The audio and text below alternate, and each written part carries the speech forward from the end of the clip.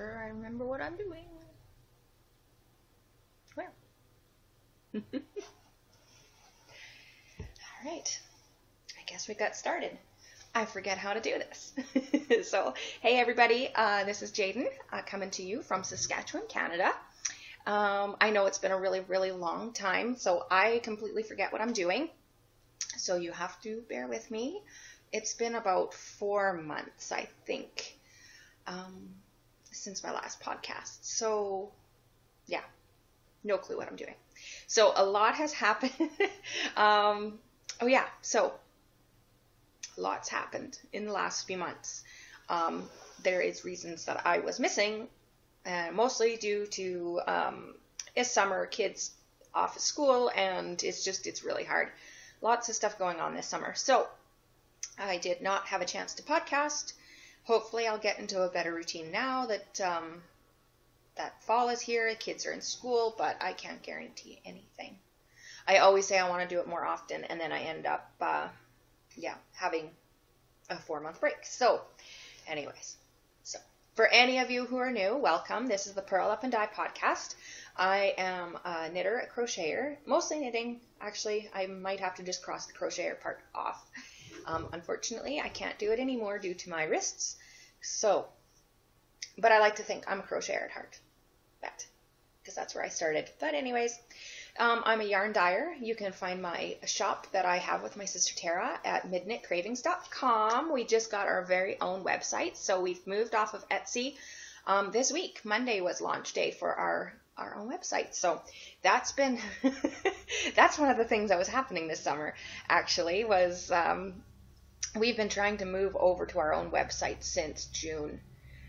Because Etsy had made an announcement that they were changing the fee structure, and I mean we were already paying ridiculous amounts of fees because you have to pay for every listing. You have to, every time that listing sells, it renews, and so you pay that listing fee again.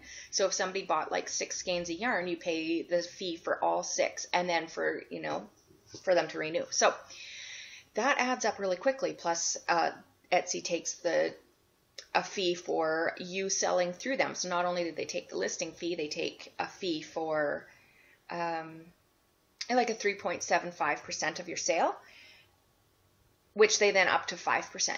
And also they switched it so that we were now paying 5% on our shipping fees. And so we're already eating shipping through the nose because being in Canada is so expensive.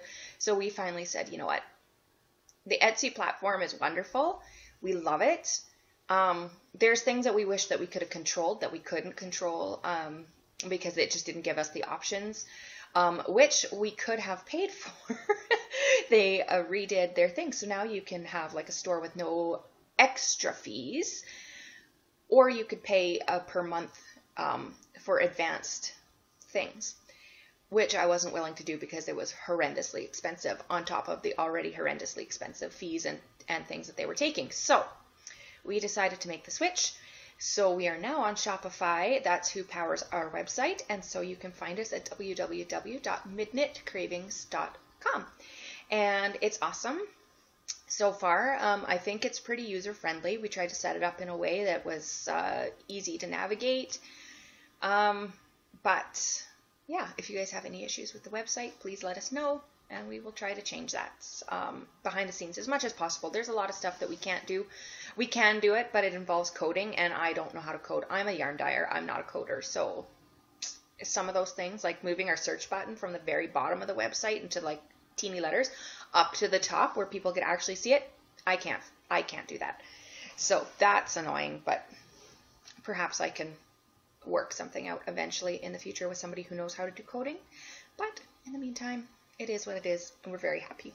So, anyways, ramble about where you can find me. You can also find me on Instagram as Little Prairie Pearl, and also on my the business one, which is Midknit Cravings.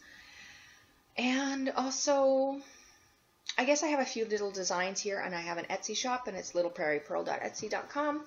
So all the links and everything will be below here. Sorry, my camera like reverses everything, so I forget which side I need to point at, because to me, looking at myself, I'm pointing over here, but no, to you, I should be pointing over here. So anyways, I will put the links down below, somewhere in here, for you to check out. So, 4 months. What has happened in 4 months? Well, I've got a crap ton of knitting done. So that's good. So I'm going to show you some FOs. I actually have 3. And I have some whips, and I have some acquisitions and things that I've purchased and been gifted, which I forgot over there. So I'm going to have to go back later and grab those, but I'm going to probably want to drink. Also, I want to give you a pre-warning that this might be long. And it also might get interrupted a couple of times. I am waiting for a package today, which is why I am at home and not working at the studio. But we've been waiting for an order of ours, my husband and I, not for business. But we ordered something in May, and it was back ordered and blah, blah, blah. Long story short, it is finally arriving today, and I do not want to miss the delivery for it because we've been waiting so long. And if we miss the delivery, then they deliver the thing back to Saskatoon, and then we have to go pick it up there or rearrange a delivery, and then I have to stay at home again because I don't want to miss it. So I forget. I'm just going to stay home today, and I thought, perfect, I can podcast because I'm here anyways and taking a break, so yay. So what do you guys want to see first? I can never decide if I should start with whips or if I should go with FOs. It's like, what's more exciting? Neither for most of you, I'm sure, but well, you know what? My whips are out and on the top, so I guess we're going to start with that. So for whips, right now I am currently working on a sweater for my daughter. She is 7. Well, she'll be almost 8. Well, she'll be 8 in March, so she's about 7.5. Anyways, she requested a sweater out of, she wanted rainbow yarn, blue stripes. She wants to wear it purl side out because she likes the way the stripes look better. And she wants it 3/4 sleeve, and she wants it with buttons. So, you know, not a tall order at all. So I dyed up her some rainbow yarn, so that's what this speckle is, which she likes, which is great. And then there's some blue yarn that she gets for stripes. I decided to go with, I have put out on my Instagram a suggestion, and I think it was Sam from Handmade on My Knitting that said to do a that she recommended a Playdate sweater by Tin Can Knits because it was easy, and I've knit Tin Can Knits patterns before, and I really, really like them. They're very well written and yeah, very user friendly. So I thought, perfect, I'll do that. And it was adorable, and it was exactly what I wanted. I wanted like a V-neck cardigan. I don't really like the crew neck cardigans because she seems to like lick them or chew them, or I don't know, she's part animal, I think. But she's always got things in her mouth, and so I'm like, when they're crew neck up to there, she might put like the thing in her mouth and chew on it, and I'm like, why do you do that? That's so weird. But anyways, she chews on everything. She's like a toddler, but she's 7. So V-neck. That way she can't get the buttons up into her mouth. But yeah, so she was super particular. So I am done the body now. It looks really big, but it's not really. It's a size, I think it was the size 10. It's the last kid size in the Tin Can Knits pattern. And then so it's roomy, and it's more like a tunic length on her. Comes to her hip, so I'm not going to really aggressively block it, but then as she grows, I can block it more, and she should get a few years wear out of it. I'm just to the point where I'm going to pick up the sleeves. Like I said, it looks huge, but it fits her really nicely. But I picked up this sleeve twice now, and I didn't really like it. I was trying to do it magic loop, and it was giving a really huge ladder on the top and the bottom of the sleeve, like in the armpit, but also on the shoulder. Really didn't like that. So I am going to, then I decided, okay, I'm going to knit it. I have a 16-inch circular, which my stitches are kind of pulling a little bit. It's a little bit too, there's not quite enough stitches for a 16-inch. I don't have a 9, that is my issue, and I don't really like magic looping. I love to magic loop for most things, but for the sleeves, for whatever reason, I'm getting too much pulling.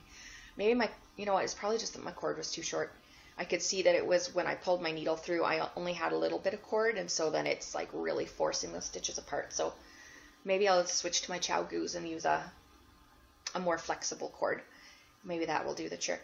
But anyways, it was going actually quite good with the 16-inch circs, but the problem was that my yarn was then pooling because I wasn't, through the rest of the body, I held the yarn,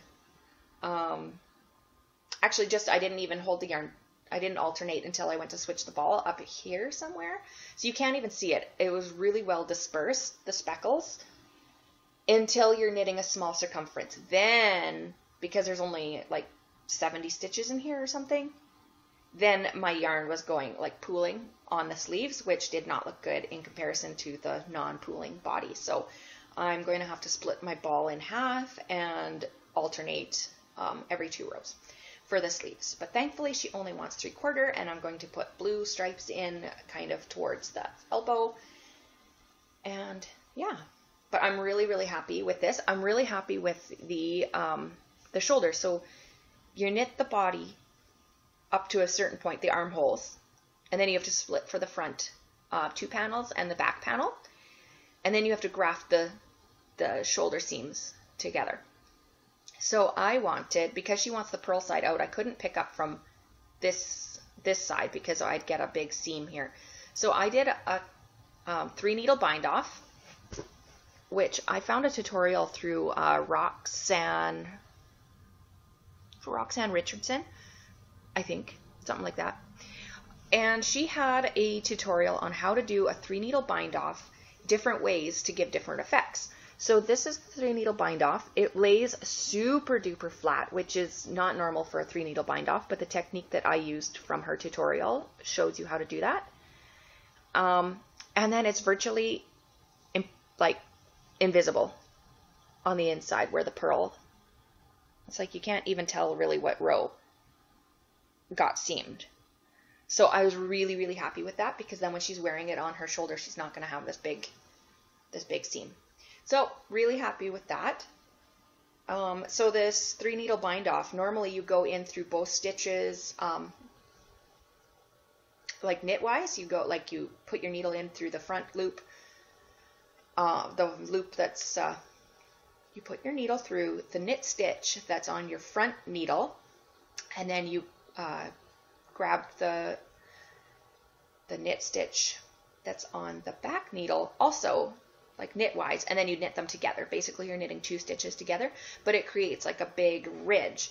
Whereas this technique I did, you enter the first stitch through knitwise, and then the stitch that's on the back needle you enter through purlwise, and so it forces the fabric to lay flat. And so I was really happy with that. So I was really glad I looked up a 3-needle bind off, because I kind of knew how to do it, but I wanted a refresher, and then I happened to stumble across that, and it was perfect. So anyways, that is the Playdate cardigan by Tin Can Knits, like I said, in the largest kid size. So I think that's a size 10, 12, something like that. And yeah, it's going to end up with I'm going to pick up the collar, and I'm going to put buttons of some sort on. And these are my yarns. So these are just like a one-of-a-kind speckle that I did up for her, because she wanted rainbow yarn, and I didn't have any in the shop that would work appropriately. And some blue, it's like an aqua color. It's showing up more blue than it is. It's actually quite a bit more green. And it was a one-of-a-kind color that we did up for hippie strings. And this was just a practice skein. It's actually supposed to be sparkle, but the sparkles died in the waters, I think. Yeah, they're supposed to be sparkle in here, but it's sometimes when we use citric acid, and sometimes the citric acid doesn't like the sparkle, so sometimes when we have to use vinegar. But this one, I learned really quickly why. Other dyers said use vinegar to set your sparkles, because it really did, like, you can't even tell that that's supposed to be a sparkle yarn, and our sparkle base is insane sparkles. So it was really horrifying to watch the sparkles basically disintegrate. But anyway, so I got all of this, and I didn't know what to do with it. I actually have like 7 or 8 of them, because we couldn't send them then. They lost all their sparkle. So some sparkly stuff and some rainbow speckly stuff, and a sweater for my daughter is on the needles. So hopefully that will be finished by the next time I podcast. Well, if it's 4 months from now, it'll probably be well done. Okay, so the other whip I've got, shoot, where's my notes? Oh, right beside the whip. is, oh, this one. So this is my awesome bag. I think it is, I can't remember the name that she calls them. Anyways, it's from Stitch Mischief. So a lot of you know who she is. She has her own podcast, so make sure you go check it out. It is Mischief Maker on here on YouTube. Yeah, she's awesome. Jade. She's a friend of mine, and I absolutely adore her, and she's so sweet. So I will talk more about Jade in a little bit. But anyways, this is her bag, which I could not resist because I'm loving these little vintage gum stripes. Oh, they're so sweet. And so, yeah, and her logo is in here. So you see Stitch Mischief. And I have a shawl in here. This one here, called Frozen Harbour by Inese. And it is this beautiful textured triangular shawl with a ruffle border. And when I saw it, I'm like, oh my goodness, I need to have that in my life. So for that, I'm using some Matcha Air Luxe yarn, which I picked up at Knit2 Yarns. When did I buy that? Last year at Knit City? Oh dear, a year ago I think I picked some of this up. So I was with my sister. So maybe on the way through from Knit City. Yikes, that was a long time ago. Anyways, so I got this Matcha Air Luxe, which is a really, it's a fingering weight. It's got a slight halo. You can see it there. It's shiny and it's awesome. I love it so much. So this is Merino Extra Fine, it says, and let's see what it says. 70% viscose, 30% virgin wool. But it says merino right here. So, yeah, so I've got 4 balls of that. And I am making this. And I'm in the middle of the row. Of course I am. Because, I did not check this. I have not worked on this for weeks and weeks. And of course I ended in the middle of the row, and I don't know the pattern well enough to just finish it while I'm talking to you. So that's awesome. But okay, well, pretend that you can tell that this is a triangle. Look at that. I'm not even to the middle stitch markers. I'm halfway between the edge and the middle stitch markers. Boop, right there. But okay, well, okay, don't fall off because I do not want to lose these stitches because boy, that stitch, these little nubs are not complicated, but you end up having to knit them or knit them 3, like knit 3 together, and it's a pain in the butt if you drop them because then it's like your stitch count is totally out to lunch. So don't drop the stitches, just show the stitch. So I am partly through 1 ball. I'm going to need probably 3. So this is going to be quite a large shawl. This is without blocking, and it's already down to like my chest, but of course it's only probably this wide. But yeah, so the whole thing is this beautiful stitch pattern all the way down. And then I will end with a big ruffle border, and I'm excited because I love it. Yeah, so I've got my first donut. I've got that much left. So I'm about halfway through the first ball. What's the yardage on here? It's made in Italy. That's exciting. Barcelona. That doesn't make any sense. Italy and Barcelona, Spain are 2 different countries. Why does it say made in Italy and then it says Barcelona, Spain? Maybe that's where the company is from. I don't know.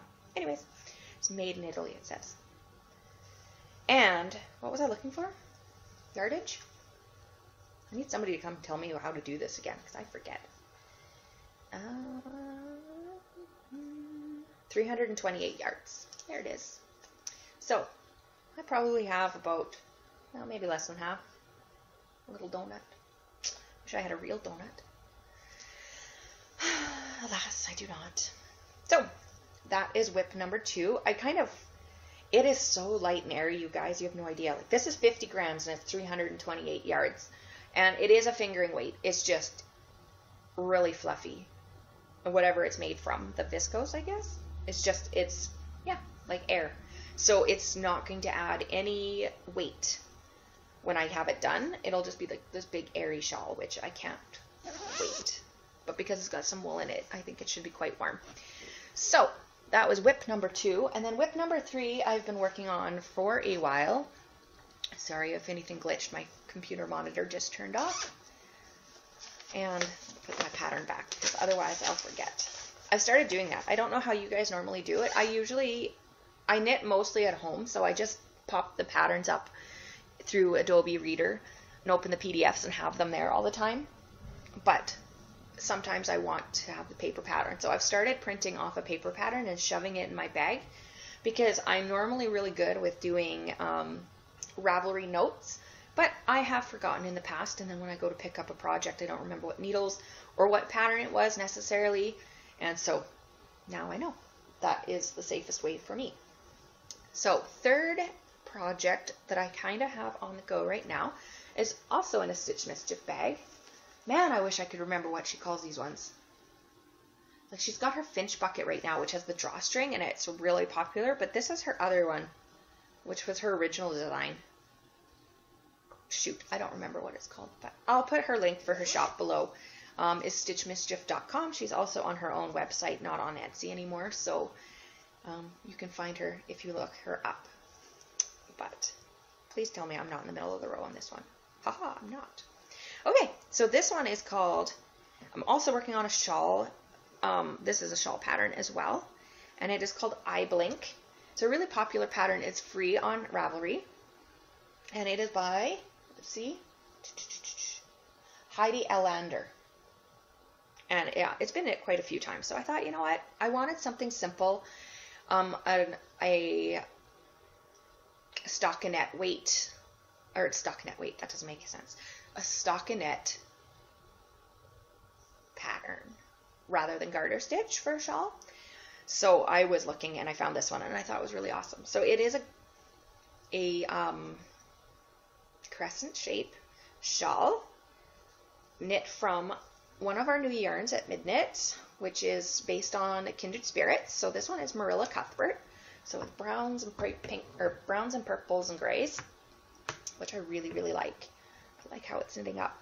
So I'm just into the first bit of lace here. So you can see some lace starting. You can't really tell what it is yet because it's just the first 8 rows, I think. It's chart A, and there's 2 charts. There's chart A and chart B, and so I finished chart A, and yeah, so I'm gonna pick that up again. I'm needing to join a second ball because I just got a little bit left of this one, and I want to have quite a substantial lace panel. So I'll probably end up putting this one. I'll finish this one and then grab another, and then I'm going to end with the coordinating tonal that we had to go with this one, and I don't know where it is right now. So, but it was called Amethyst Brooch. So it's like a purple. It's the same purple that's in here. It's like a vintagey, dusty purple, which I loved. So I thought, you know what, it's good for, it'll be a shop sample, and I wanted to knit with this color, and I really like that shawl. So those are the 3 whips that I have on my needles right now that I can share. I do actually have one more whip. I started it this morning. I can share it, I think, because it's really, I cast on an hour before I did this. So there's my next whip. It's 2, 4, 6, 8, 10, 12, 13, no, 15 stitches so far. So if anybody can tell what I'm knitting, you win. I don't know what you win. Absolutely nothing. Kudos. But yeah, it's going to obviously be a shawl. It's a test knit. I have no idea. I don't think it's secret because she's got the picture up in her group, but I can't pronounce the pattern. I'm going to have to ask her how she pronounces it. It's like A-W-R-E. R? Hour? I have no idea. So I am using some yarn that I've had in my stash for a while. It's by Long Dog Yarn, and this is Midnight Affair, which is like this really great purple. It's like a grape purple, but not obnoxious grape. Does that make sense? It's brighter than this in real life. It's got like an electric vibe to it, but it's that kind of color, just brighter. Anyways, it's really awesome. I love it. So there's Midnight Affair, and then this one is Saltwater Pearl.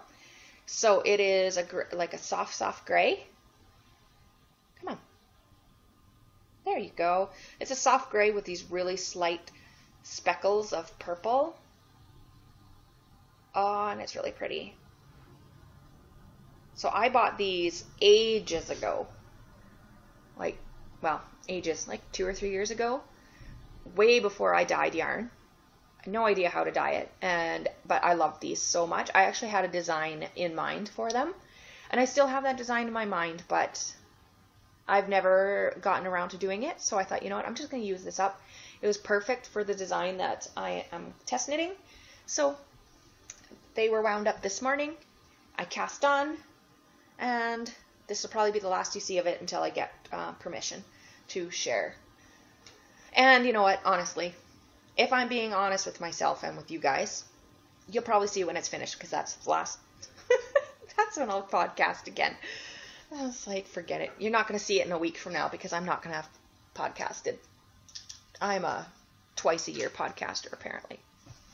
My intentions are there, but my scheduling is not. So, whips. So now on to FOs. I'm wearing one. I really like this.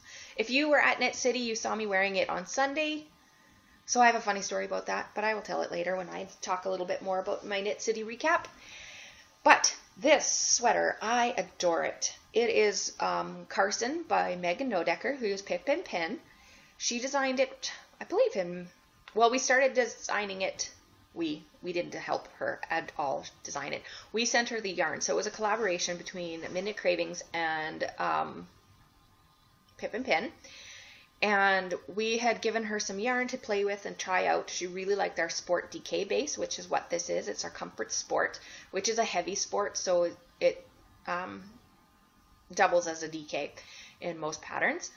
So she designed this sweater with our yarn, and I test knit it way back when, in May, and well, she released it in May, so I probably knit it back in April, but I haven't been able to show it because when I dyed up the yarn for it, I decided it was going to be our fall colorway, one of our fall colorways, and then I couldn't. Then I ended up not being able to show it because it was like May. So I didn't want to put out a colorway out there and then have people want to buy it, and I'm like, oh, you can't have it because it's not going to be available till September. So I just never showed the sweater, which was too bad. I showed it in black and white so that I could at least get the project page up and everything, but I've now taken actual FO pictures, and they're up on the Ravelry at Creations on a Whim.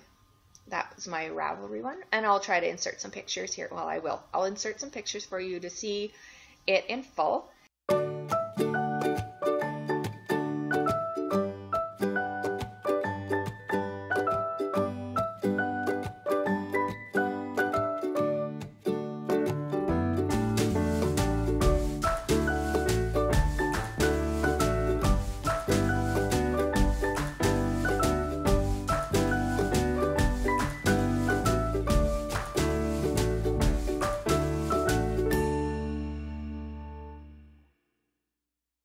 But I really love this because it's got these little knot stitches which look like stars, and I really, really love them. They were really fun to knit, and it's just in the yoke area and in the back too, just to about the shoulder blades, and then it's just stockinette, and it's extremely comfortable. So the sweater that she has written, I think there's 8 or 9 sizes in it, so it's really good. It's a slight boxy, and she has 2 sleeve lengths. She had originally knit it for full sleeves, but I'm one of these people who've got really, really long arms. Grew up always pushing my sleeves up because I could never get a sweater long with arms long enough. So just habit of the last 35 years of my life of just pushing my sleeves up. So I actually prefer a 3/4 length So that works out great for me because less yardage. And my sleeves are done. By the time I get sick of doing the sleeves, I'm already to the elbow and I'm ready to bind off. So that works out great that I prefer a 3/4. And then my youngest daughter, with her sweater, she requested 3/4 sleeves. So I'm like, yes, I can do that for you. That's perfect. So that was FO number 1. And it's kind of, it's been waiting for its day to be shown, but it took a while. I'm sorry. Sorry, sweater. I like it. And I wear it a ton. Oh my goodness. It's been really cold here in Saskatchewan. Today it's like 18 degrees and I'm going to sit outside after and enjoy my day. But it had been snowing and it was freezing cold. So I've been wearing this thing like almost daily. I really want to knit a second one. Really. So that'll probably happen at some point. In a solid. This one's a speckle. I think you can see the red speckles in there. So this is our, what color was this called? Garnet. It's part of our In the Rough collection. So we released 3 colors. They're all gray. And then we have Alexandrite, which has a teal speckle, and Onyx, which is, again, the gray base, but a black speckle instead. So they all knit up like this, but just a different color speckle for whatever is in your mood. And so that's that for sweaters. Whip number 2 is a really quick one. So this one I knit, it took me about 3 days or so, 3 or 4 days of knitting. I have knit this hat before. If you watched my last podcast, I probably had one of these. Oh, hey, it's here. Okay, I just gotta pause. Okay, sorry about that. So obviously my package arrived. Yay! So my husband will be very happy that it is here. So anyways, what was I talking about? I was talking about this hat, I think. And yeah, I think on the last podcast I had knit a red one and my daughter didn't like it. It didn't fit really well for her, but I have knit my own, and it is the Zoe by Alexandra Davidoff. Yeah, Alexandra Davidoff. And it is not a free pattern, but it's a gorgeous, gorgeous hat. You can kind of see there, it's got some cabling.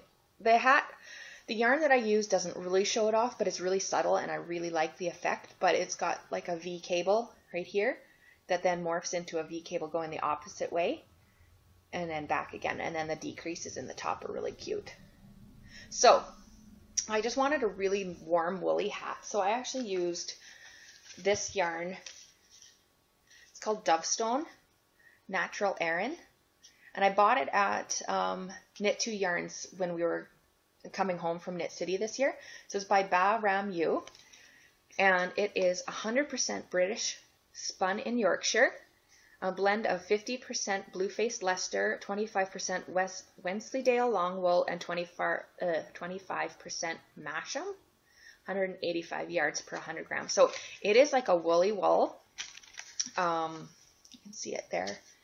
It is not like a merino soft wool. It is like a coarse felty kind of wool, but it's not. Like you hear other podcasters saying it's like a woolly wool, but it's not scratchy. It's still soft. I was really happy when I was working with it. It didn't feel prickly. It didn't feel scratchy and like gross at all. It was just really, but then when I put it up against my face and my neck, it's like, okay, I can feel the prickles and it feels prickly a little bit, but not scratchy. Like it wouldn't drive me crazy. I think I'd want a tank top or something underneath it, but it is pretty soft. And when I'm wearing it on my head, I don't feel it break. It's like my hair, obviously, cuts. It doesn't cut through my hair like with the prickles.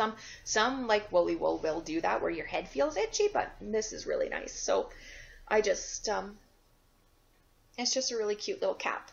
And I wanted it in this color because I have like a brown jacket that's like a down-filled jacket that's super warm and cozy, and this will match with it really nicely. And I really liked this kind of merled. It's 2 plies, natural colors. There's no dye. Come on, there you go. So it's like a browny gray mixed with a cream. And so I really like it. So I do plan on, I've got a little bit left here, so I'm trying to decide what to do.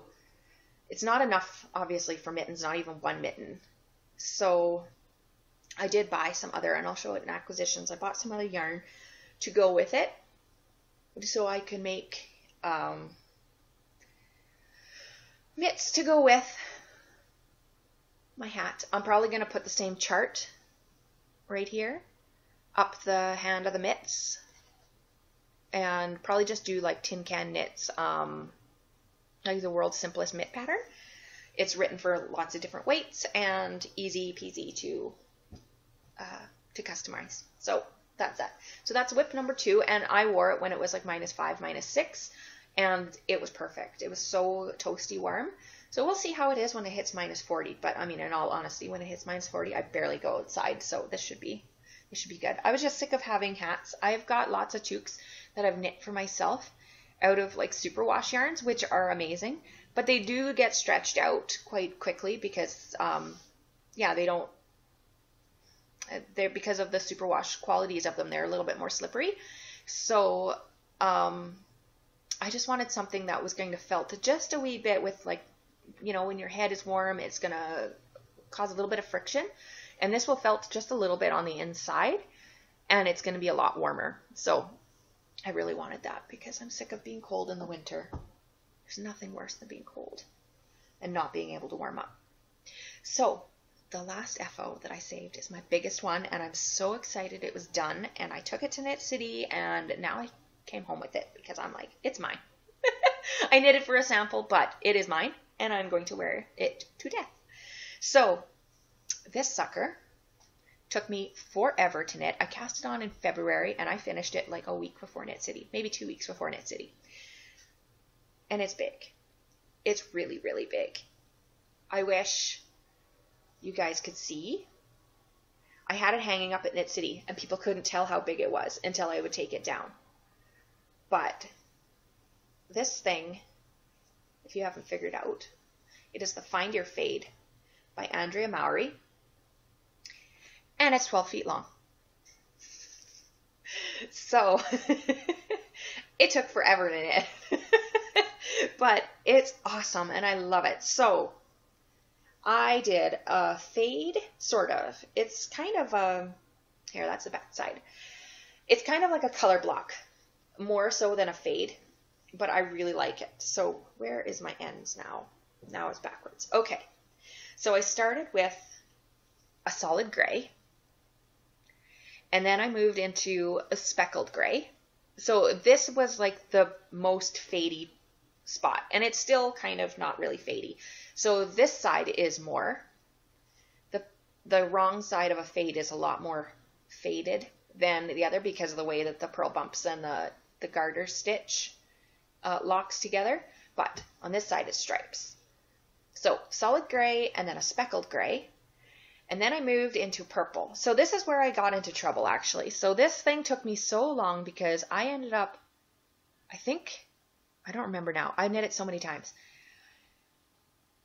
Originally, this was my color sequence. It was going to be gray, gray, this purple, then the next purple, which is a deeper one, and then it was going to be gold. So that was this is not gold. It's not showing the right color, but it's called Kelp Forest. It's green, actually, like a froggy, toady green. Yeah, it's not as yellow as this. But anyway, okay, I digress. So my original thing was the dark, like the gray, the speckled gray, the first purple, the second purple, and then gold. And I should have listened to myself, and I thought, you know what? I really like that combo. And then I decided, nope, I'm going to change it up. I decided to put the gold here, which looked really good, but not until when I put this purple on, I didn't like it. So, of course, I've knit a whole ball of gold, and then I put the purple next to it. I'm like, I don't like it. So out came the purple, out came the gold, stitched it back, blah, blah, blah. I was like, oh my goodness, I was annoyed. And then I decided, no, instead, because we were putting kits together for Knit City, I decided, no, we're going to do the green instead. So out came the gold and in went the green. And I didn't like it. Of course, I liked it. I loved it right here, but not until then the purple went in. And then I was like, oh, don't like it again. So out it came. And then I put in this purple and I was like, okay, I like this so far. So this was, this is the third time I basically knit. I ripped it back to here. Put the purple in, loved that. Put this purple in, loved that. Put the green in, hated it. Oh my goodness, it looked horrible. Then I was looking at the green and I'm like, okay, we dye this green a lot. And the green that I was using did not look right. So I'm like, okay, something's going on. So I took my ball of green from my house here back over to work and compared it to the greens that we were dyeing. No, definitely something was off. It was way lighter. So I had obviously dyed myself the recipe wrong and gave myself a misdye. So we re-dyed the green and then it was perfect. And I'm like, oh. So it probably would have been fine right here had it been the right color. So anyways, I knit this last section 3 times, which is the biggest section. So I basically knit a fade twice because I knit 4 sleeves on my Hamilton sweater. Why not knit a fade twice? Just keep ripping it out. It's awesome. It's my favorite. But anyways, I don't know how to wear it. I would put it on for you guys, but that's just awkward because I don't know. It's a 12-foot shawl. I will insert a picture of my husband laying next to it as it was blocking. So how I blocked this sucker, because it was so massive, I just laid it out on the floor. I went downstairs where my kids have their play area and my sewing room. It's basically like a rumpus room that has lots of space in it and it's got a carpet. So I just took it down there damp and laid it out. I didn't pin it. I didn't do anything because the carpet just kind of held it in place. And then as it was drying, my husband laid next to it. He is 6'2" and he looks like a dwarf. That's not politically correct. I shouldn't have said that. I'm sorry. He looked like a child next to it. So yeah, he was half its size, which was just amazing. But it is, oh my goodness, it is so squishy. We used a brand new base, which we launched at Knit City actually. So if you were there, you got to feel it, and it was amazingly squishy and soft. It's 100% merino. It is a very super high micron count, which means the higher the micron, the finer the wool and the softer it is. So, and it blocks like nobody's business. So it's a perfect shawl yarn. If you're going to want to knit a sweater with it, I would, because it's like next to skin soft. There's absolutely no prickling and it's just incredible. But you would have to make sure you gauge swatched and washed it and hung something, because it grew like twice as much as, well, I think my shawl was probably about 9 feet, 8 or 9 feet before I wet it down. I didn't measure it. I should have. If I would have known it was going to block out that huge, I would have, in hindsight, I should have measured it before so I could have seen like the percentage, but I'm going to guess probably a 30% growth. So for sweaters, that would be horrendous if you didn't gauge swatch and take that into consideration when you wash it, because you'll end up with a sweater that fits perfectly and then it'll be 30% too big for you when you wash it. So you need to take that into consideration if you consider something like this for a sweater, which I am. I really want a sweater for myself, so I'm going to have to like knit a size down, at least one size down, and then give it room for growth. But yeah, so that is my whips, FOs, and I've been talking forever. I'm probably well over half an hour now, so I don't know what to do. I've got a few acquisitions. I'll just try to blow through them because I want to talk about a little bit about Knit City too. So, okay, so like I said, when we went to Knit City. That was really, really awesome. Enjoyed that a ton. And I didn't have a lot of time for shopping, so I'm going to I'll talk more about that in recap, but I wanted to share what I picked up. So I got a few things. I probably would have done more shopping had I had the chance, but I just didn't. So I just got myself a few things. So first place I went to was Gauge Dye Works. So they gave out one of these bags with every purchase, which was just awesome because it holds a lot. So I went there, and what did I get there? I got, the very bottom here, I got this. So this is a huge plump skein of yarn. It's Gauge Dye Works. So if you're not familiar with Gauge Dye Works, they are amazing. The lady who, shoot, I should know her name and I completely forget it right now, but the one who dyes, she mathematically figures out how much yarn to dye in what color, so that if you're knitting like a triangle shawl, that you have stripes the same width no matter.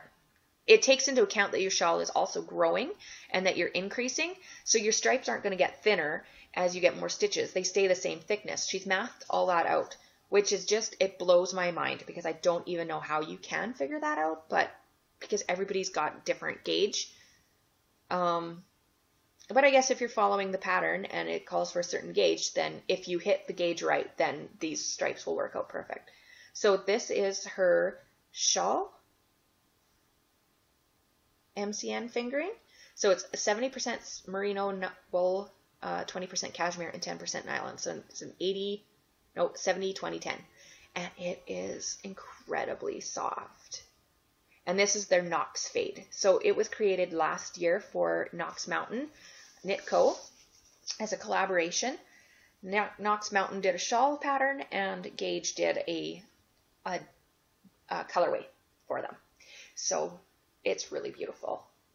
It's got these gorgeous green yellow to a teal and then to the gray. And I just thought it was so pretty. I couldn't leave it behind, because that was my one regret from last year, is that I wish I would have splurged on some Gauge Dye Works, which I didn't. And then I decided this year, because it's like now, like I dye yarn, obviously, but there's some things that A, I can't do, B, I'm not interested in doing. And so those are the ones that I like to splurge on. Plus there's just some that are just so gorgeous, I can't even help myself. So I will show some of those. Okay, I can't. Normally I can twist these like nobody's business, but it's a little harder when you're doing it on the podcast. I'll just pretend that I didn't just mangle it all up. It's really hard to do it when you don't have something to snag the yarn over. And now I use a winder, so it takes all the, there. Well, that'll do. Don't judge me. The ones, if you order something, they'll be much nicer than that. So that was my Gauge Dye Works purchase. I guess that's a lie. That was not my first one. That was the first one I snagged on Sunday. But on Saturday, I had beelined it over Rose Hill Yarn. So Robin is her name. They had a booth right behind us. So we had a booth right beside Stitch Mischief, and then it was us. And then in the same quadrant, so literally sharing the curtain behind us, was Ching Fiber from the UK. And then across from Ching Fiber was Rose Hill Yarns. And I have followed her on Instagram for quite a while, and her colorways are amazing. And there was one in particular I saw on her website or on her Instagram that I had fallen in love with, and I wanted it. And I was super happy that she had it in stock still, because I think, no, this is the one that, Country Bumpkin, I loved it. As soon as I saw it, I grabbed it, and I was like, I need this. I'd never seen it before. But, yeah, Rose Hill Yarn. It's a really delicate blue. You can barely see it. It's like a very soft blue. And then it's got these awesome speckles of pink, and this burgundy, and gold. And it's gorgeous. And it is, her fingering weight is a 75-25. 463 yards for 100 grams. So it's like a light fingering. 2-ply. Looks like. It doesn't say on here that it's 2-ply, but it's a 2-ply. Oh, and I love it. I couldn't leave it behind. But the one that I was really hoping to get my hands on was this one here. It's called Mowed Strawberries. And here it's got like these green slices through it. Oh, I love it so much. It's just absolutely stunning. She has got such a beautiful dye aesthetic and such a good way with her speckles. I can't get speckles like that. My speckles just look like a hot mess all the time. Hers just looks stunning. Like, can you show me how to do that, Robin? Oh, but anyways, and then this is the other one I grabbed. They go together. This one's called Matcha. This one, the green one, is called Matcha. And it's like a, I don't know, like a fresh green, it's slightly almost minty, or like a thyme. Oh, it's like sage. It's like a sagey green. And then it's got these beautiful golds and ochres and beautiful speckles. And it's just stunning. She's so, oh my goodness. I wish I could dye like her. So I have these two stunning skeins of yarn that will go together in a project of some sort. That'll be extra special. And then this one, I have some tonals in my own stash and stuff like that that will work with it. So I'm going to probably pair it up with a few things and work with that. So those were my three, like, oh my goodness, I love them so much. Like my favorite things that I picked up at Knit City. Was really, really excited that she was right behind us and I was able to find her easily. And then the other thing that I picked up was they're little stitch markers from the Sleepy Sheep Workshop, which I picked up at the Black Cat Custom Yarns booth. And Kim is a sweetheart. If you've ever had a chance to meet her, she's absolutely hysterical.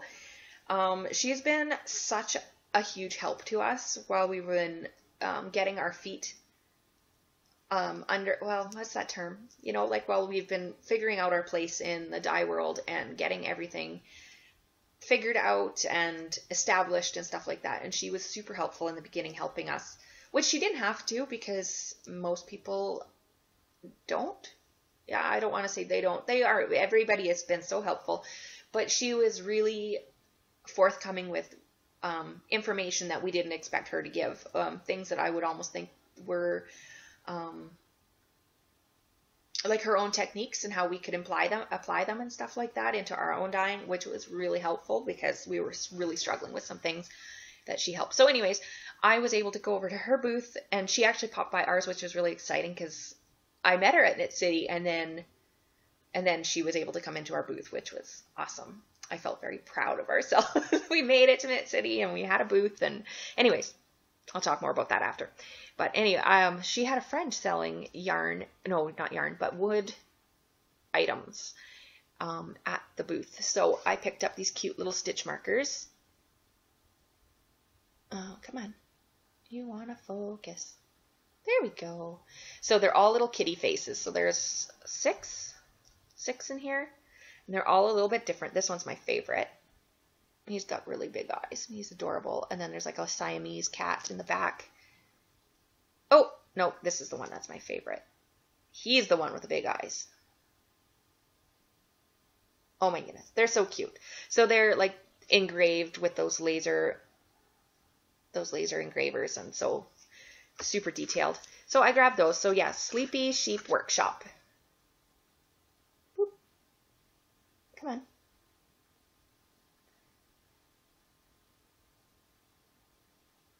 And there we go. Sleepy Sheep Workshop Litter Alley Cats was the name of the stitch markers that I got. And then her contact information is, she's on Instagram at Sleepy Sheep Workshop.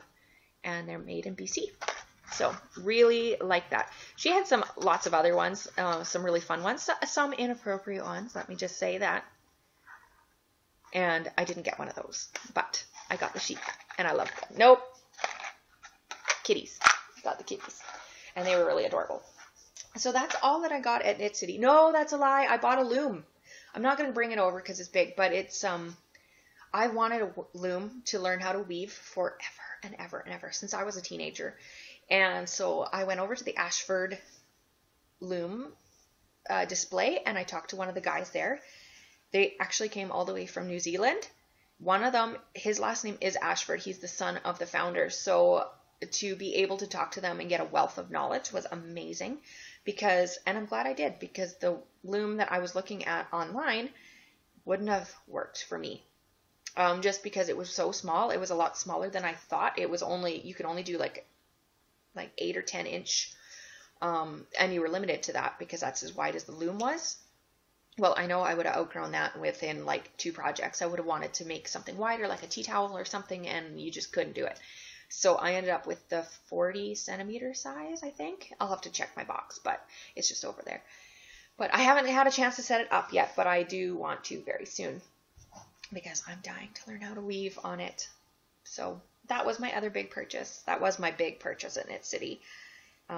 Everything else was yarn, but I bought the loom and I'm very excited to try that out. So once we left Knit City, we drove. So we were going back through Kamloops. So we made a stop at Knit 2 Yarns, which we always have to stop at Knit 2 Yarns if we're going through Kamloops. It's a mandatory. It's like bathroom break, Knit 2 Yarns, and the Starbucks in the parking lot.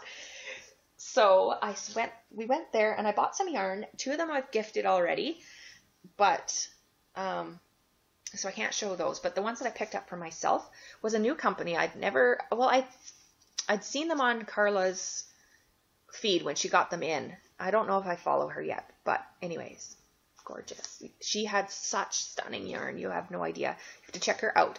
It's Lizzie Ann yarn. And this colorway is We're Not in Kansas Anymore. And it's gray. I don't know why I'm really drawn to the grays lately, but look at the speckles. Look at those. It's like they're perfect and they're stunning. And they're amazing. And it's all the colors in there. It's almost rainbowy, but not. It's very got fall vibes to it, but it's got some blue in there. I really can't wait to knit this up. Yeah, like look in here. Look at all the colors in there. And I just don't know how people do that because every time I try speckling like that, I get a hot mess. So this just blows my mind. I love them. So I got this one, and you can find her on Instagram as Lizzie Ann Yarns and on Ravelry as Lizzie-Ann Yarns. And her online shop is lizzieannyarns.com. So there you go. You can find her. And this is her 75-25 soft sock. It's a 4-ply, a 75-25.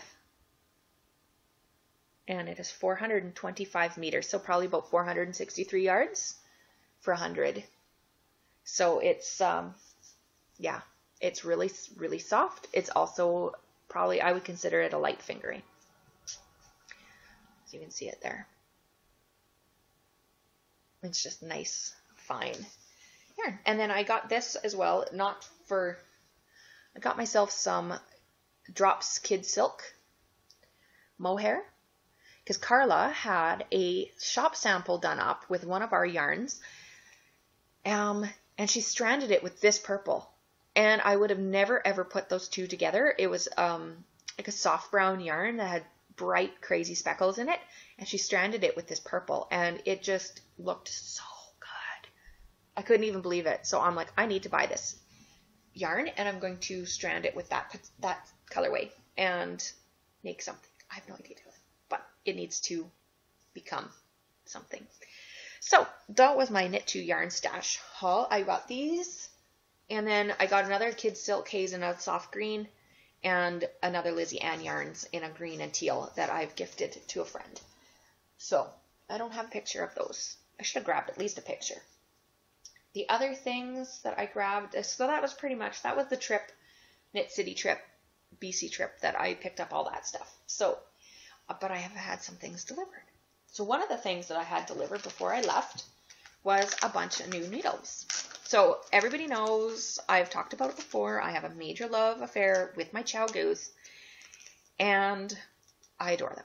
But sometimes I want something smaller, or whatever, like a shorter cord, and I don't want to have to keep buying interchangeable sets, because the interchangeable sets, especially for Chow Goose, are expensive. So I just wanted something to grab quickly when I'm doing hats and things like that, and I really do like the Knit Picks needles. So I went ahead and I bought all of these. They're the 16-inch fixed circulars from Knit Picks. And I bought them in all the sizes because I'm sick of not having the size that I need. So I had one pair. It's a 3.75, which I have misplaced, and of course I don't have a spare pair. So but I've got a US 2. Oops, here's a US 1, 2, another 1. Okay, so it's a 2.25, a 2.5, then a 3. Oh, there's a 2.75. My goodness, these are all mixed up. That's what I get for having my husband look through them for me. So I have 2.25, 2.5, 2.75, 3, 3.5. I have a 3.75 somewhere that I've misplaced. A 4, a 4.5, and a 5 millimeter. So I've got all the sizes here because that way if I need to go up or down a needle size, I have them. So these are a really economical choice for anybody who's looking for needles. I think I paid about $5 US per package. So, I mean, obviously the person doesn't have to buy all of them, but I thought, you know what, if I'm putting the order in, and that's all I ordered. I don't even think I bought yarn. I think I just grabbed the needles. So, yeah, I think that's all I bought from Knit Picks that day. I just wanted some needles that I know are good quality. They're not the best quality, but they're good enough, and I enjoy them. So, if you're looking for a fairly cheap needles, I really recommend the Knit Picks or Knitter's Pride. So, the other day, I was talking about, just lately, just in this podcast, obviously, the other day I went and bought some more wool to go with this yarn. So this was the Dovestone. Oh, that's what I bought at Carla's. This is what I got at Carla's as well. And I cast on the way home. So this was at Knit 2 Yarns. I got the Bao-Ramu Dovestone. But I wanted to have, like I mentioned, mittens to go with. And this isn't enough. I should have bought 2 skeins of this, but I didn't really think that through. I just grabbed the one. And because Kamloops is 18 hours away, I won't be popping over there for more. So I just went over to Michael's and I got myself some Patton's Classic wool in the worsted. So $6 for this ball of yarn, and it's scritchy, but it's going to be for mittens, and it's going to be the same as like this. And the colors matched. The brown in there matched almost bang on. So I'm like, sold. So these will be mittens. And if I have enough between the two, I can maybe make a striped hat or something like that. So I'm planning on that. So I think that will work out really well, actually. Boop. So might be an indie dyer, but I'm still loving the stuff from the store. So it made me laugh that my sister and I walking into Michael's and we're like, it just felt weird. I don't know. It's like we dye so much yarn. And so a lot of times I'm like, oh, I can just make, I'll just dye it myself. But sometimes it's the old standbys that you just need. And I wanted this like rustic, squishy. It's perfect for mittens. So I'm really looking forward to casting on some of those. And yeah, love it. So I don't know. I'm even thinking it would make a nice sweater. Have any of you made this for a sweater? I found a really gorgeous sweater pattern that I'd like to make for my husband.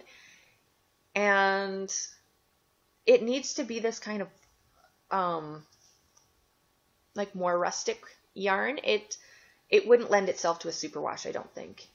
And so I really want something like this. So if anybody has knit a sweater or a garment or anything out of this yarn, please leave me a comment and let me know how you liked it, whether the recipient liked it or if you found it scratchy, because that's what I'm worried about. It's going to be for my husband, and if it's a little bit scratchy, he might not wear it. He's a little bit of a diva when it comes to his woolens. So, I would wear it because I appreciate wool and wool properties much more than I did when I was a kid. When I was a kid, this would have drove me insane.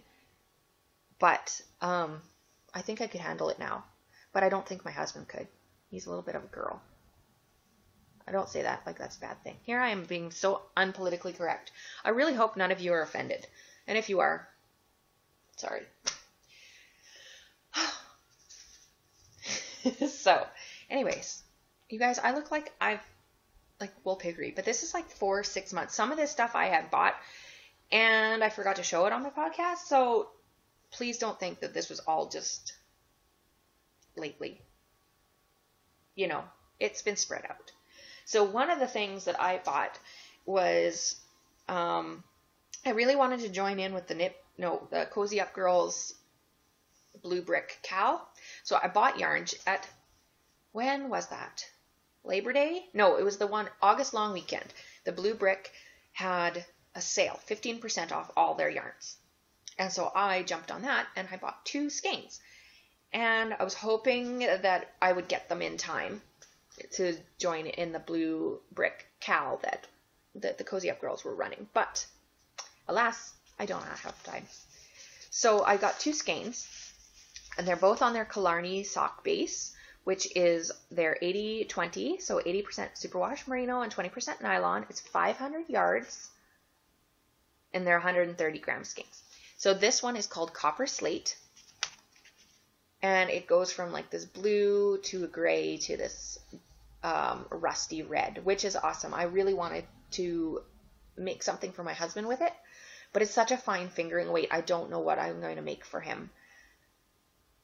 I have no idea. And I can't really find anything to hold double with it because they're such, like they're blended dyes that, that the blue brick has made. So it's really difficult to find a matching tonal to maybe strand it with double. And I don't want to lose the fade. This is a gradient yarn, which is absolutely stunning. So but it's like he's not going to wear a shawl, and it's not enough for a sweater. And it's like, I don't want to make him an extra fine fingering weight sweater. So I have no idea. This might be something for me because I really like the colors too. And the other one that I got is this one, and it was called Waterfall. So funny story. Within about a week of me ordering, normally it's like a month wait before your stuff will ship. Well, within a couple of days, I got a shipping notification, and I was like, awesome. They must have had them in stock. And so I was really excited. Get my yarn a few days later, and Waterfall wasn't included. I got a skein called Storm, which was pretty, but it was definitely not the color that I had ordered, and it wasn't one that I wanted. It's blue like this, but it goes to the black, and it's not speckled. So I was like, not really feeling it.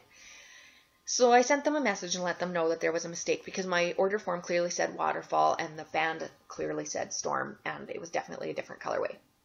So I sent them a message, and they were really, really wonderful to deal with, and they apologized, and they said, okay. And I said, I'll send the yarn back. No worries. I volunteered to slurp it down in our food saver thing so that it wouldn't cost as much because they were going to reimburse my shipping fees. But they said, no, send it expedited so we have a tracking number and we can make sure everything is good. So I sent them that. They sent me the $17 back for the shipping that I had paid. And then they popped the actual one in the mail. But it took a while because they had shows coming up and they were behind. I don't know if they were behind. I shouldn't say that they were behind. But then I got put back in the queue for my yarn. So I had to wait for it for a while. But that's fine because I obviously haven't cast on with it. So I've still got the 2 here. But yeah, really good customer service. I appreciated that. They had a couple new employees. And so just as they were being trained, they were finding that some people were getting the wrong colorways. And I can totally understand that because this one was so similar to the other one that if I wouldn't have really been paying attention, I probably would have knit with it. But it was different enough. It didn't have any of this white in it, which I knew was supposed to. So as soon as I got it, I was like, something's not right. So that was a blue brick. So hopefully I'll get to cast on with those at some point. And then my other purchase were these 2. So these are she was Haven Fiber Arts. She is not anymore. In the last month or so, she has changed her name. And I keep saying it wrong because we're Mid-Knit Cravings. She's Midnight Maker. And do you think I can say midnight anymore? I always say mid-knit. It's just, even when I'm like, oh, it's midnight, I have to go to bed. It's like people look at me like I'm crazy. It's like, I'm sorry. So Midnight Maker is Jess. So she was Haven Fiber Arts. And yeah, she made these absolutely stunning skeins. And so she'd post them up on Instagram, and she said that she really liked them, but she was worried that they were, well, she wasn't worried. She just said that they turned out more Halloween-y than she thought. And I said, no. I said, they remind me so much of like those, the gorgeous fall like bouquets that the florists are making right now with the deep purples and the oranges and that. She's like, oh, that's good because that's what they were based on. And I'm like, well, that's what I saw. So I snagged a couple because they were just so stunning. And I love this deep, deep purple that she's got in there and the orange. So I decided to get 2 skeins because I am bad for getting one skein and then I just don't have enough time or I don't have, not enough time. I don't have enough yardage for anything big. So I decided, you know what, I'm going to get 2 and then I can make like a more substantial shawl, or it could even be part of a sweater, something like that. So pattern suggestions are always welcome. As with anything, I really like that. So I'll probably pair it with like a deep plum purple and then I'll be happy with that. So my last yarn purchase I just recently made about a week and a half ago or so, 2 weeks maybe. Tanis Fiber Arts had a update on her Etsy shop and it was all discontinuing colorways. And I was like, oh, I'll go peek. It was pretty picked over by the time that I got there because I didn't see it for like a whole day, which is fine because I really don't need more yarn. But she had these ones left and she had 4 of them. The whole listing was for all 4 and I was so excited. And it's this one. So I've got 4 of these and I love corals and pinks and oranges and brights. And I just, not that you can tell, all my other yarns have been like moody and gray and deeper colors, but I really like, this is my wheelhouse for color. So there are these coral, orangey, might even be a little bit of yellow in there. Yeah, a little bit of yellow. And they're called papaya. So I think this is now a discontinued colorway from Knit Picks, from Tanis. Yeah, papaya. And it's on her Pure Wash fingering. So her Pure Wash, it's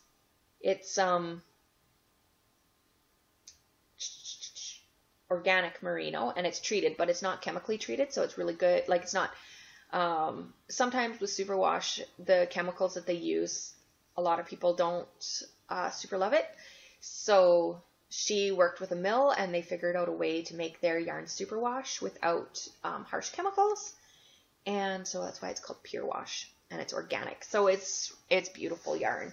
Really excited. I'm thinking maybe a featherweight or some sort of a light open cardigan with these because I've got 4. So I've got a substantial amount of yardage. 450 for each, so 900. There's 1,800 yards in there. So I could probably do a sweater with 3 and then have one left over for something else. So that's it for yarn goodies. I've got a few extra little goodies here and there. But other than that, that's it for yarn. But my other little goodies that I got is some pins.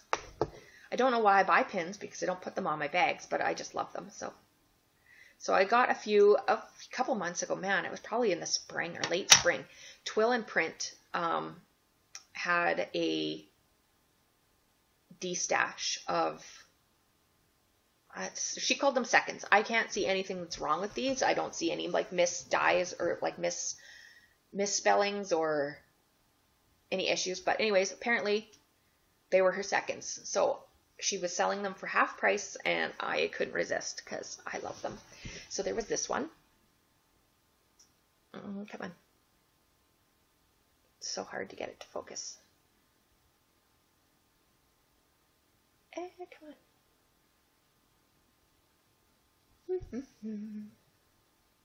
There we go. Okay, so it says just one more. And then this is actually a spinner. So you can give it a spin. One more episode. Oh, it keeps going to episode. Well, normally, it's probably because I'm holding it funny, but yeah, one more cup. So that's row, cup, row, episode, row, cookie, row, nap. Oh, I see why it's a seconds. Look, all of the words go from top to bottom except for nap. You see how the nap is starting? It reads the opposite way. Well, I would have never noticed that if I was looking. But yes, okay, I see why that one's the seconds now. But it's hilarious. I love it. So I give it a spin. Then there was this one, which I loved too, because I always have like a coffee on the go when I'm knitting. So this one says sip, sip, knit. And then this one. I almost bought it last year at Knit City, and then I didn't, and I kicked myself ever since because it was just so adorable. And then I was really happy because I have it now. Okay, come on. Come on. Well, the other one's focused. Little sheep is being stubborn. There. So it's a little black-faced sheep. So cute. There also was an alpaca, but I framed myself and I didn't get it. But yeah, the little sheep. And then the other little pin that I got was the other, couple months ago or a month ago, the Grocery Girls had updated their shop with their pins. So I grabbed a Grocery Girls cart logo, and it's super cute. It's all sparkly. So those are my acquisitions. I'm good for a while, I think. I'm going to try not to buy any more yarn because I really do want to knit from my stash and get rid of some of this stuff because it's getting overwhelming. And I love everything, so everything I have, I want it to be something and not just yarn in my stash. So that's that. So I'm going to just quickly do a rundown of Knit City. I'm hoping that it doesn't take too long because there's a lot to talk about. It was amazing. But yeah, okay, so Knit City. So Tara and I decided way back, we went a year ago to the Knit City and we said we are never, ever, ever going to do it as vendors because it's so overwhelming. And then we decided, okay, we're going to do it. And so this summer was insane because we were trying to get everything dyed for the event, which is why I didn't podcast because it was just, we were dying like mad. And we ended up taking quite a bit of stock so we could really fill our booth. We had a 10 by 10 booth that we shared with our friend Kim. So Tara is my sister, is my business partner, and she also has a business with Kim Miller from Not So Cute. So Tara is part of Not So Cute and a part of Midnight Cravings. So we shared a booth with Not So Cute, and that was awesome. We had an absolute blast. And yeah, but the booth was really busy, so I didn't have a chance to visit with people as much as I wanted to. But it was so much fun, you guys. I was so nervous. I ended up having like a panic attack on the Wednesday. We drove out. We stayed with one of Tara's friends in Hinton, about halfway. Hinton was our halfway point. And I woke up at like 3 in the morning, 2:30 in the morning, having an absolute panic attack. Like my chest hurt. I felt sick. I was sweaty and hot, and I have anxiety, so it wasn't really a new thing to feel anxious, but I've never had the full-blown anxiety panic attack. It was really horrible. I wanted to go home. I was like so close to tears, and I was like, if Tara would have looked at, said, do you want to go home? I would have said yes at that moment. And I decided, okay, no, I can do it. I can make it. We can get there. So I'm really glad that we did because I had so much fun, you guys. It was amazing. So we got to meet so many people. Starting on Friday was setup day, so we were able to go in and set up. And so we were right beside Stitch Mischief, which was awesome because Jada and I are friends. We'd been Instagram friends. We met last year for the first time at Knit City, but we'd been friends on Instagram before that. And then we're, all the chit-chatting and the private messaging and the texting and stuff was. So anyways, it was an absolute blast sharing a booth, a quadrant. We had a curtain up between us, but it was super fun. And she had a most beautiful booth, you guys. It's like she put ours to shame. It was so awesome. I'm like, can you design our booth for us next time? It was perfect. Anyways, so we had our booth there, and then, when Saturday opened, I've never seen crowds like that. They said it was the biggest Knit City ever, which I knew because they had like Andrea Mowry, Vera Valimaki, and Hoki Locatelli, Yarn Harlot. They were all teaching, and those are big names. So I was expecting the market to be busy. But so last year when we came, people started lining up at the door at like 5:30 or 6 in the morning. But when the doors opened, there was only like 20 or 30 people in the lineup. Like that was it. So that's kind of what they were expecting this year. This year, apparently, the lineup, I don't know what time it started, but people couldn't even get into the building until 11 because the line was moving. And that was like at the PNE Forum in Vancouver. It's a huge place. And the lineup like wrapped around the building and then started going down Renfrew Street and then like back around the building. It was crazy. So a friend of mine came at 11 and she said that she basically just walked in. There was still a little bit of a lineup, but it only took a few minutes to get in. But other people said like they had been in the lineup since 9 and they didn't even get it, or 9:30 or whatever, and they didn't even get in until almost 11. That's how long the lineup was. So the marketplace was just packed, but it was fun. So the booth had lots of people in it, and so we were visiting. So Tara just, she kind of ran the inside the booth, and I stood outside the booth and just chatted with people, and it was, yeah. And then, so, funny story, actually. It's kind of embarrassing. I was talking to this one lady. So we had our Kindred Spirits collection. It's a brand new collection up on the outside of our booth, kind of facing the aisle. And so I would stand there and I would talk to people because they'd see what it was and they'd get so excited. So I decided, okay, I'm going to stand here and talk about it. So it was one lady I was talking to, and I was telling her about how we designed the colorways and how we designed the tonals to match and blah, blah, blah. And, you know, after about 5 minutes of us chit-chatting back and forth, I looked at her. I'm like, you look so familiar. Like, do I know you? And she's like, well, I designed the shawl that's hanging there. The shawl that was hanging there was a spindrift shawl. It's designed by Helen Stewart, who is like a huge UK designer. Like, huge. And I was so embarrassed. I'm like, of course you are. It's like, yes, that's exactly why I recognized her. And I had no idea she was coming. And I asked her if she was instructing, and she wasn't. She just came to see Knit City because she'd heard so much about it. So that was amazing. It's like, I was kind of embarrassed because I should have known who she was, but I had no idea. So that was funny. And then we visited with quite a few other designers.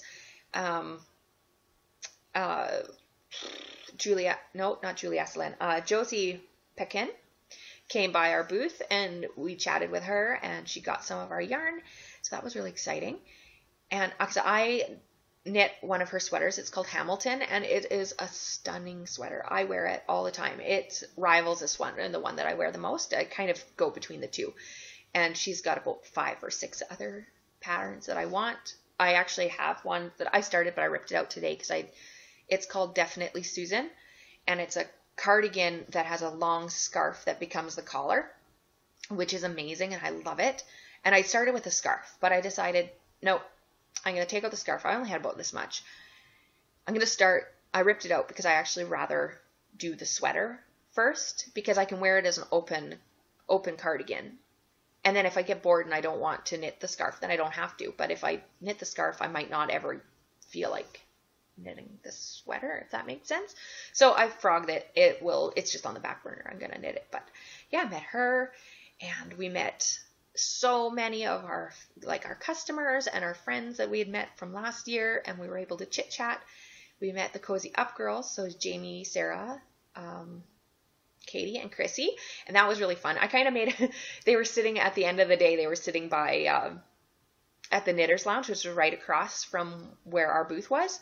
And they were sitting there and our booth was quiet, and I'm like, come visit. And I was like, you're not going to walk away without visiting. And I made a face, and I think I looked really rude, but I didn't mean to. Sorry, girls, if I looked rude. Didn't mean to. But it was a blast to meet them. The 4 of them are just as hilarious and sweet as they are on their podcast. So I got to visit them for 5 minutes. So next year, I'm hoping that we'll get to visit a little bit more because that was just sad. But yeah, we met again. I had met her before actually at one of our spring shows. Is Jocelyn from the Northern Knits podcast. Met her and her sister-in-law, Diana? Sorry, I don't remember if it's Diane or Diana. But I met them both again, and that was really fun. So we were hoping to do coffee with them, but it just didn't happen. It was the crowds came in spurts, so every time I think that, I can go take a break, then we'd get more people in the booth, and so I didn't really want to leave.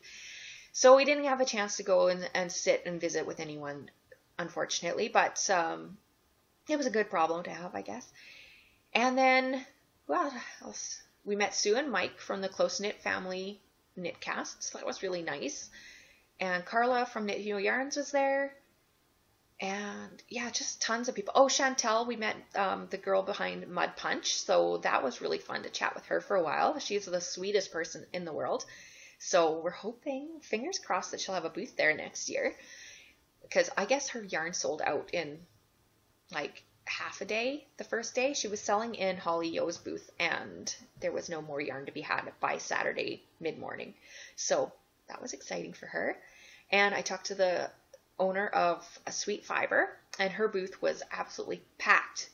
I guess there was like a 45-minute wait just to purchase yarn, and her yarns were gorgeous. I mean, they always are, but I was talking to her on Sunday morning before the market opened, and I was looking more closely at them because I've never actually, last year when I went, I missed it because the booth was so busy. I didn't go in, and then by the time I got there, it was pretty much picked over. And it was definitely on the Sunday, she was very, very empty in comparison to what she was when she started. Like, I saw pictures of her booth, and yeah, she had a full booth. And when I got there on Sunday, she had just like a strip of yarn left on the table, and all her shelves in behind were empty. And that was Sunday morning. So I'm imagining that she probably went home with virtually no yarn, which was awesome. But yeah, I got to look at some of the yarns, and I'm like, okay, I'm going to be beelining it for her booth next year because her yarns are stunning. I don't even know how. Like, that's what I was saying earlier. It's being a yarn dyer. There's so many different techniques that I don't know how she can do what she does.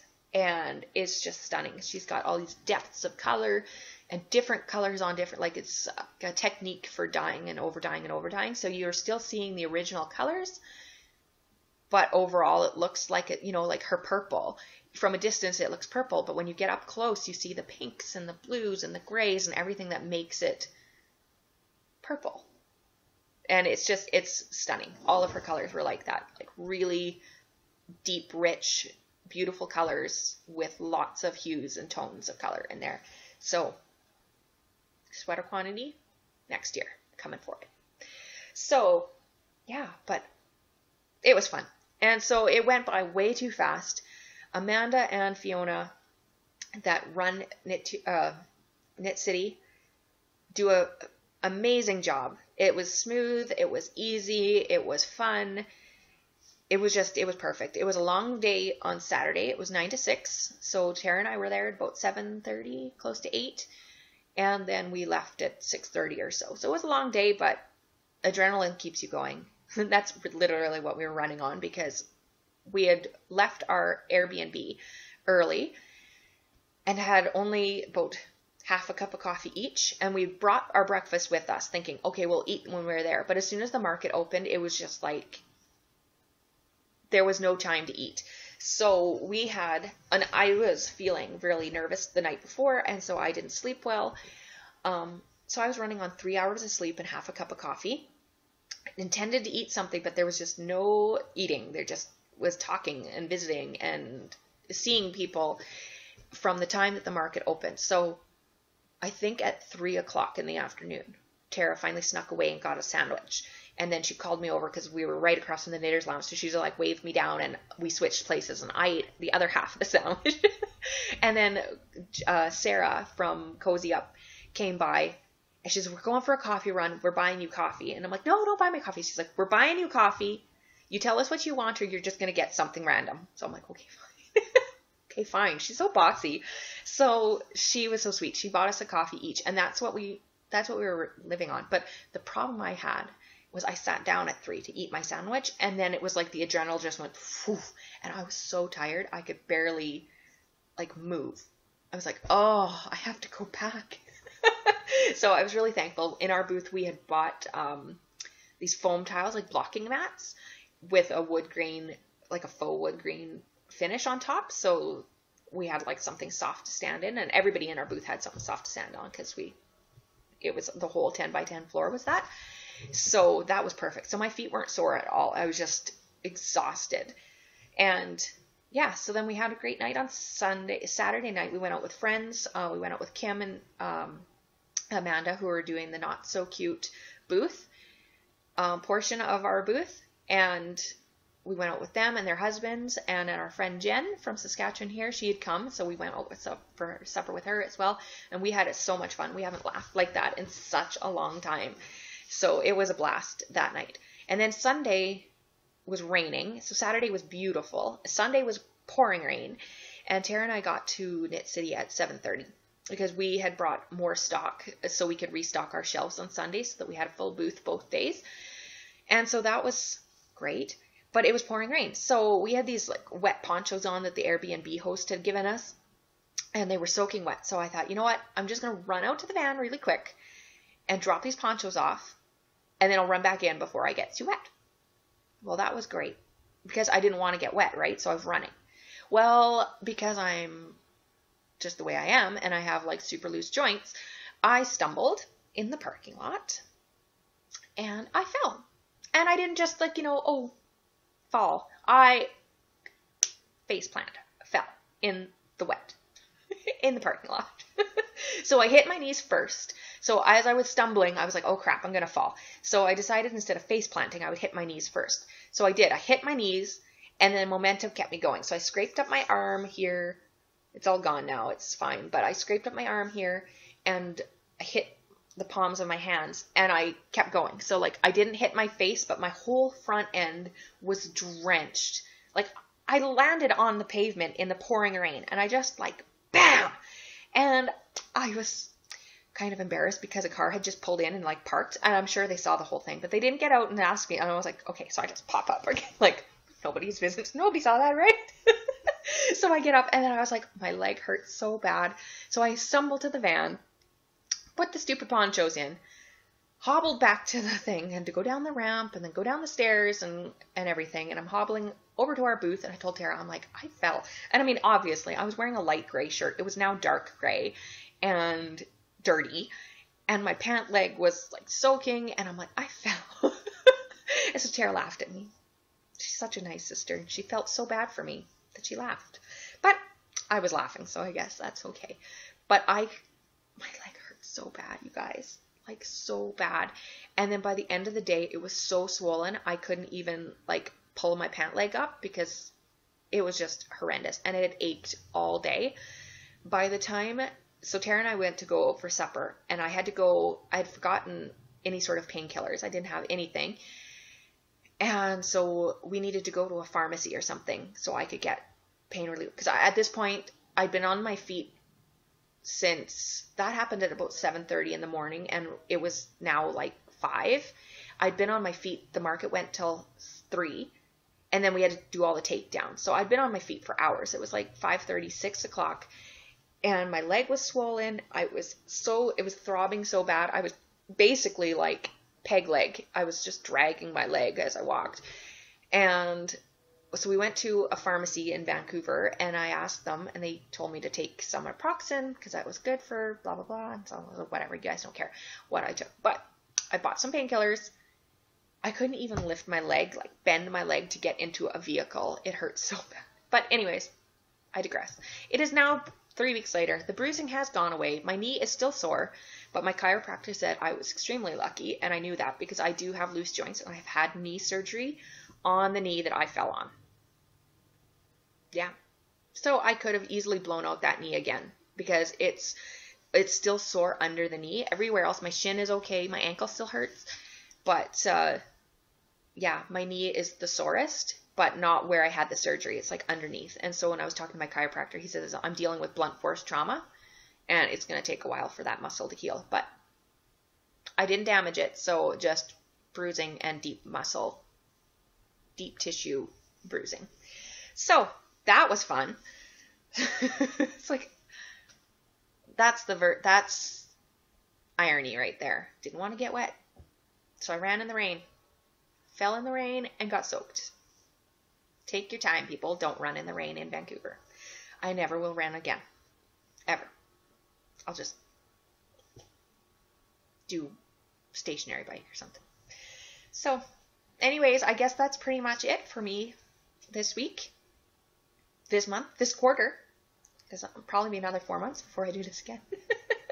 So anyways, yeah, FOs, whips, acquisitions, Knit City, rundown really fast. I don't think there's anything else. I'm going to film right after this. I'm going to do kind of like a shop update portion, but I'm going to do it as a separate video, so you don't have to watch it if you don't want to. I'd like to try to keep the two separate. Obviously, I'm not going to keep them completely separate because my life is pretty much my company at this point. But so, I mean, I've told you stories about Midnight Cravings and I've shown you yarn and stuff like that. But I'm going to do just a general, we have this in the shop and this in the shop, and I'm going to do that. I'm going to film it separately. So if you want to watch that, then you can. And if you don't want to, you don't have to. So until next time, guys, I'll see you on Instagram and around. So thank you so much. Bye.